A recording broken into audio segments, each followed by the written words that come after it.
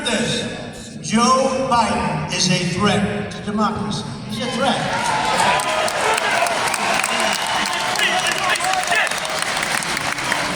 And you know, we'll bring in adversaries, and I'll bring it in right now, but even Vladimir Putin, has anybody ever heard of that? Of Russia, says that Biden's, and this is a quote, politically motivated persecution of his political rival is very good for Russia because it shows the rottenness of the American political system, which cannot pretend to teach others about democracy. So, you know, we talk about democracy, but the whole world is watching the persecution of a political opponent that's kicking his ass. And they're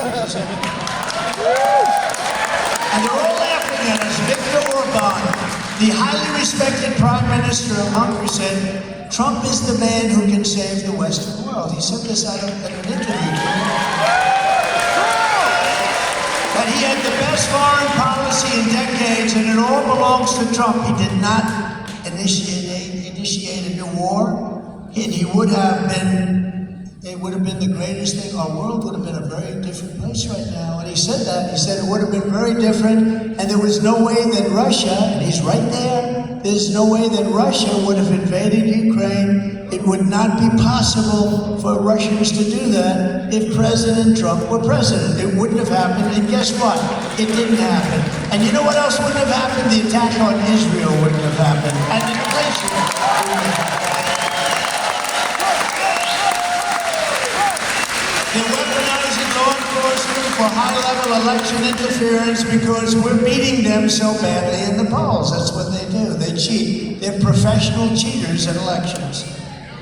Just as you probably saw last week, and a couple of this week, 2 days ago, the Harvard-Harris poll is us leading Republican primary field by 56 points. Trump is 67, Ron DeSanctimonious is 11, and Nikki Haley is at 10%. Where is the bounce? I want to see that bounce. So they're talking. They keep bouncing. They keep bouncing between each other. In the new Rasmussen poll, just out the general election, I guess 10 points ahead. That's not bad. In the Washington Post, how about that? 10 points and 11 points upward. Biden. They were so unhappy. They said it must be a mistake. It must be a mistake. So they went back and redid it, and they had to actually add another point. That was sort of.